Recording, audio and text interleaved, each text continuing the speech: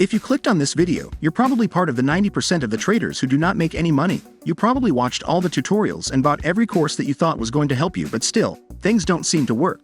On the other hand, there are the top 1% of traders who make money consistently and do this by spending less time than you. So, how do they do this? Today not only I'm going to tell you their secrets, but I've also created a 4-week plan that you can easily follow. Most people are not even going to reach the end of this video, let alone stay consistent with a trading plan. So if you manage to actually follow this plan, you'll be at a huge advantage. Week 1. For the first week, we're going to start our trading journey by not trading at all. Considering you already have some basic knowledge about technical and fundamental analysis, you're going to spend this week purely watching the price movements of your preferred market, crypto or forex, and keeping yourself up to date with the news. We do this so we can get a sense of what's happening in the market, so we understand what event or events are influencing the prices, and also to practice and test our ability to read the price chart. By the way, this is not a one-week thing. This is a task that you have to do every day for the rest of your trading career in order to see results. It is really important for you to add this to your daily routine like me.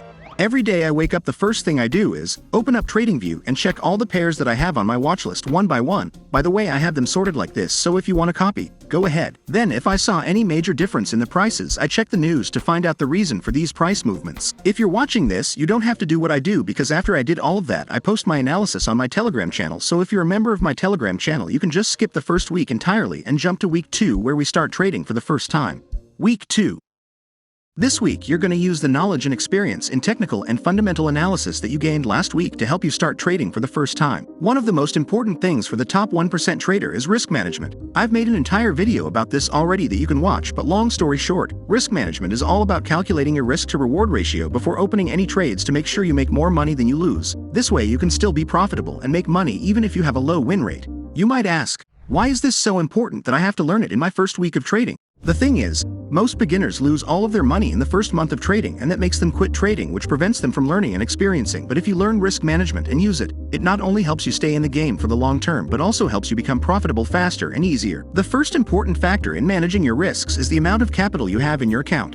The amount of money you have in your account should be a small amount of your money that you are willing to lose in order to learn and experience first. Then you should pay attention to the amount you use to open every trade. Usually, professional traders risk 1.5 to 3% of their total capital per trade. You can use a website like calc.trade to calculate that amount. Again, I've already made a complete tutorial about this in my How to Never Lose Money Trading video that you can watch. Now that you have opened a trade, you should set your stop loss. To do that, you should first decide on a risk to reward ratio you want. I recommend you to use any ratio that is above 1.5, because anything below that, you either make a little profit or you might even end up losing something. So make sure to keep it above 1.5. Make sure to use these tips and the things you learned in the first week to prevent losing too much money, so you can survive the initial losses and continue learning and experiencing. But you still might hit another obstacle like every other beginner, and that is not being able to control your emotions, which takes us to week 3.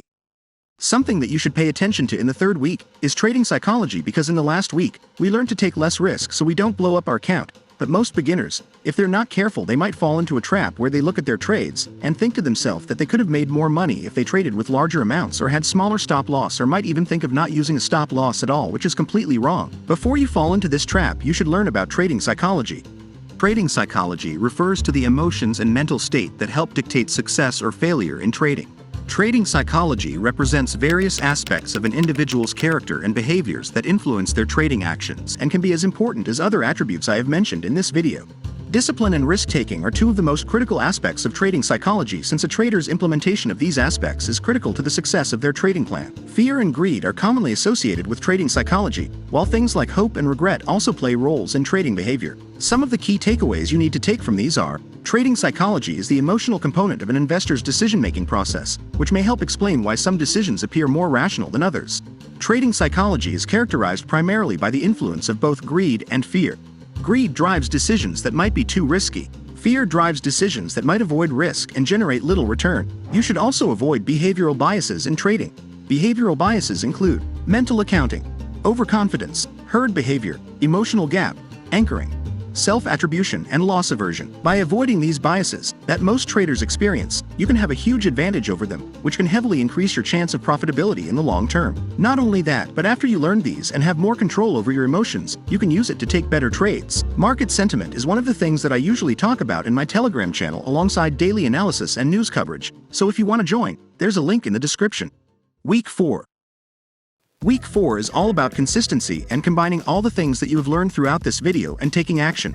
Trading is not a task that you do in the middle of the day and then forget about. Trading is a lifestyle. This week, you should try to stay consistent with this plan that I have given you. Daily analysis and keeping up with the news like I mentioned in week 1, and also trying to avoid and not break any of your own rules that I mentioned in week 2 and week 3.